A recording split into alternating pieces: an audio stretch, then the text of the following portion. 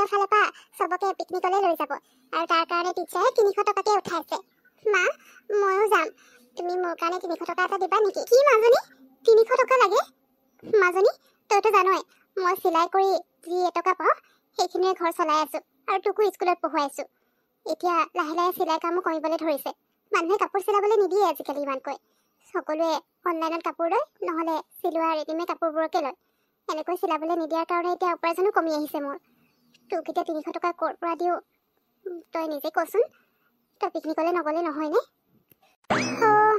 হ'ব তেতিয়াহ'লে মা তোমাৰ ওচৰত যদি পইচা নাই মই পিকনিক নাযাওঁ পিকনিক নগলেও হ'ব বাৰু মাজনী তই দুখ নকৰিবি আৰু দেই মাৰো বেয়াও নাপাবি মোৰ ওচৰত পইচা থাকিলেনো তোক কিয় নিদিলো হয় এতিয়া ঘৰখন চলাবলৈ বৰ কষ্ট হৈ আহিছে উপাৰ্জন নোহোৱা হৈছে এতিয়া তোক যদি স্কুলৰ পিকনিক যাবলৈ বুলি 300 টকা দি দিওঁ একোৱেই নাথাকিব সেইকাৰণে তোক যে মই সৰু সৰু সুখকণো দিব পৰা নাই হ'ব দিয়া মা কোনো কথা নাই মই দুখ কৰা নাই নহয় তোমাৰ ওচৰত এতিয়া নাই কাৰণেহে মই আছে যদিহে যাম বুলি কৈছিলোঁ এতিয়া যদি নাই নালাগে বাৰু আৰু তুমিচোন মোৰ লগত আছাই মোক আৰু কি লাগিছে হ'ব দিয়া মা মই নাযাওঁ পিকনিক হ'ব দে মাজনী যা কিবা এটা খাই ল'বি মুখ হাতকেইটা ধুই আহ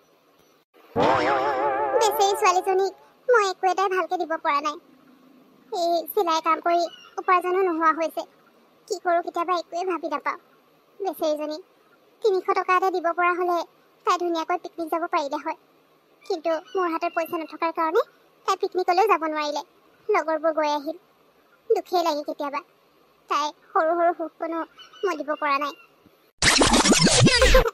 চম্পা কি হ'ল তই ইমান লেতেৰা ইউনিফৰ্মযোৰ পিন্ধি আহিছ যে কিয় তোৰ নতুন ইউনিফৰ্ম কিনিবৰ কাৰণে পইচা নাই নেকি এটা কাম কৰিবি নহ'লে মোৰ পৰাই লৈ ল'বি মোৰ পাপাই মোৰ কাৰণে দুযোৰকৈ নতুন ইউনিফৰ্ম আনিছে গতিকে পুৰণাযোৰটো এনেই থাকিব তই এযোৰ লৈ ল'ব পাৰিবি তোৰযোৰতকৈ মোৰযোৰ একদম নতুন হৈ আছে পুৰণা বুলি গমেই নাপাব হ'ব মোৰ ইউনিফৰ্ম দৰকাৰ হ'লে মায়ে চিলাই দিব মোক তোমাৰ ইউনিফৰ্ম দৰকাৰ নাই মোক তুমিয়ে পিন্ধিবা ঠিকেই তোমাৰ মায়েতো দৰ্জি কাম কৰে কাপোৰ চিলাই ন ঠিকে কাপোৰ চিলাই নহয় তোমাকো ভাল ইউনিফৰ্ম এযোৰ চিলাই দিবলৈ ক'বা ইমান লেতেৰা পিন্ধি আহিছা দেখিয়ে কিবা লাগে সঁচাকে দেই হ'ব তোমালোকে এনেকৈ হাঁহিবলৈ নাহিবা মোৰ মায়ে কাপোৰ চিলাই কৰিয়ে যিকেইটকা পইচা পায় তেনেকৈ মোক পঢ়ুৱাই আছে আৰু এই ইউনিফৰ্মযোৰ ঠিকেই আছে বেছি যদি বেয়া হৈ যায় তেতিয়া মায়ে মোক নিজে চিলাই দিব মই নকলেও হ'ব মাজনী আহিলি তই কিবা এটা খাই ল'বি যা সোনকালে কাপোৰযোৰ সলাই মুখ হাতকেইটা ধুই আহ মই ভাত নাখাওঁ মই খাবলৈ মনেই যোৱা নাই আজি স্কুলৰ লগৰ ছোৱালীবোৰে মোৰ ওপৰত ইমান হাঁহিছে কৈছে তোমাৰ ইউনিফৰ্মযোৰ বোলে ইমান লেতেৰা হৈ গৈছে ইমান লেতেৰা ইউনিফৰ্ম পিন্ধি আহিছা বুলি কৈছে আৰু কৈছে সিহঁতৰ বোলে দেউতাকে নতুন নতুন ইউনিফৰ্ম আনি দিছে সেইকাৰণে সিহঁতৰ পুৰণা ইউনিফৰ্মযোৰ মই পিন্ধিব পাৰিম বুলি কৈছে মোক লৈ ল'বলৈ বুলি কৈছে তেনেকৈ কৈছে আৰু তুমি যে কাপোৰ চিলোৱা দৰ্জি কাম কৰা সেইটো কথা কৈও হাঁহিছে সেইকাৰণে মোৰ মনটো ভাল লগা নাই আজি দেউতা থকা হ'লে হয়তো আমাৰ লগত এনেকুৱা নহ'ল হয় হয় নেকি মাজনী এতিয়া কিনো কৰিবি দেউতা থকা হ'লেতো আমাৰ লগত এনেকুৱা নহ'ল হয় কিন্তু এতিয়া উপায়তো নাই চিন্তা নকৰিবি তই এদিন চাবি সকলো ঠিক হৈ যাব এতিয়া অলপ কষ্ট হ'ব বাৰু তই সেইবোৰ ভাবি থাকিব নালাগে যোনে যি কয় কৈ থাকোঁ সেইবোৰত তই মন নিদিবি মুঠতে অকল পঢ়াত মন দে হ'ব মা মই পঢ়াতে মন দিম সিহঁতৰ কথাত মন নিদিওঁ মই হ'ব দিয়া মই এতিয়া ভাত খাই লওঁ দিয়া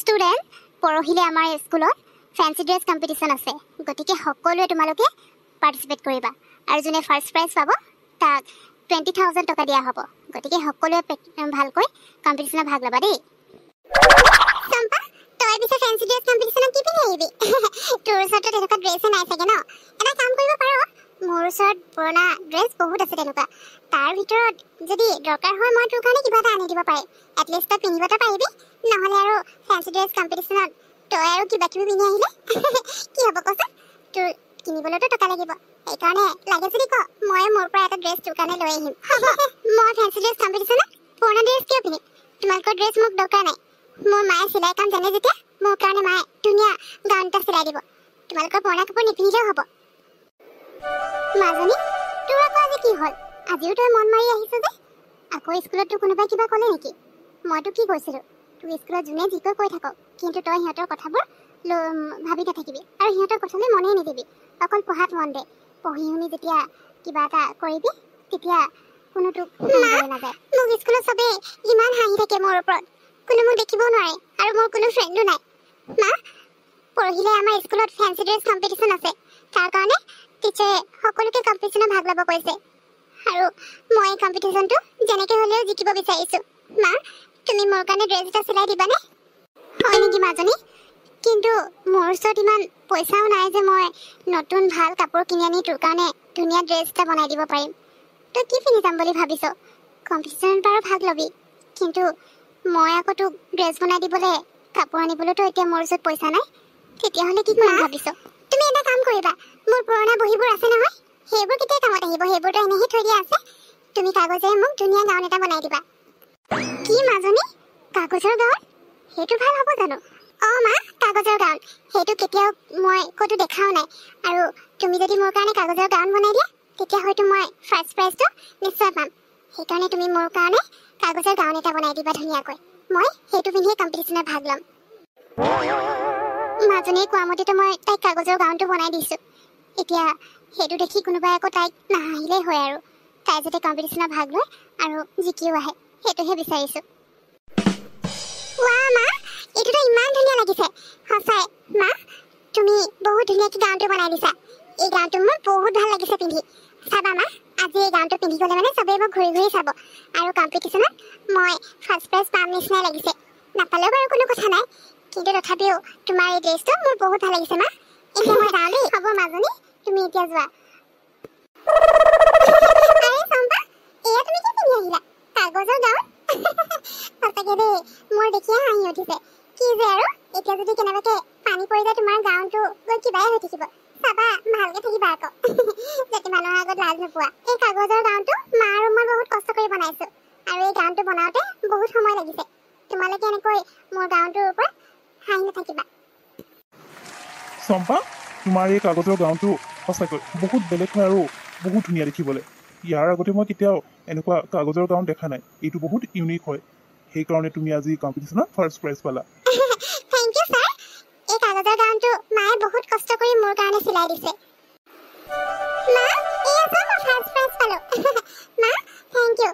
তুমি মোৰ কাৰণে ইমান কষ্ট কৰি এই কাগজৰ গাউনটো বনাই দিলা, আৰু যিটো কাৰণে মোৰ গাউনটো চবতকৈ ইউনিক হৈ গ'ল, চবতকৈ বেলেগ। যিজন জাজ আহিছিলে তেখেতে কৈছে এনেকুৱা গাউন বোলে আগতে কেতিয়াও দেখা নাছিলে, আৰু সেইকাৰণে মই আজি কম্পিটিশ্যনত ফাৰ্ষ্ট প্ৰাইজ পালোঁ। আৰু মা, লগতে 20,000 টকাও পাইছোঁ। মা, তোমাৰ মেচিনটো বেয়া হৈছে বুলি কৈছিলা যে, এতিয়া এইখিনি টকাৰে তুমি নতুন চিলাই মেচিন এটা আনিবা। বা মাজনী, তই ফাৰ্ষ্ট পুৰস্কাৰ পালি? অঁ, এতিয়া মই বুজিলোঁ। তই যে কৈছিলি এই কম্পিটিশ্যন জিকাটো তোৰ কাৰণে বহুত দৰকাৰী বুলি। আচল কথা এইটোহে তাৰমানে।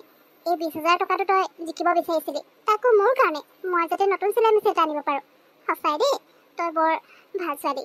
হ'ব দে, এতিয়া পুৰস্কাৰটো ভালকৈ থৈ দে। অঁ মা, তুমি মোৰ কাৰণে ইমান কষ্ট কৰি থাকা। সেইকাৰণে যেতিয়া 20,000 টকা দিব বুলি ক'লে ফাৰ্ষ্ট পুৰস্কাৰ, আৰু লগতে চবেই মোক ইমান হাঁহি থাকে, মই সেইকাৰণে চবকে দেখুৱাব বিচাৰিছিলোঁ তুমি যে কিমান ধুনীয়া চিলাই কাম জানা। আৰু আজি চবেই গম পাই গৈছে, এতিয়াৰ পৰা কোনো মোৰ ওপৰত হাঁহিব নাহে।